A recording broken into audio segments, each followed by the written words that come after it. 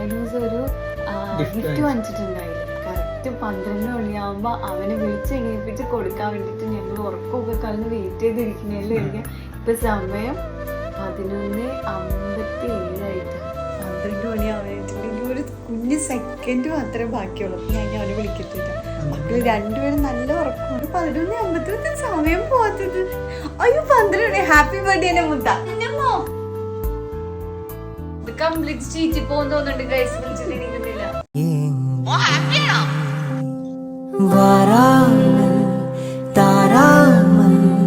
மனம் எங்கோ போகுதே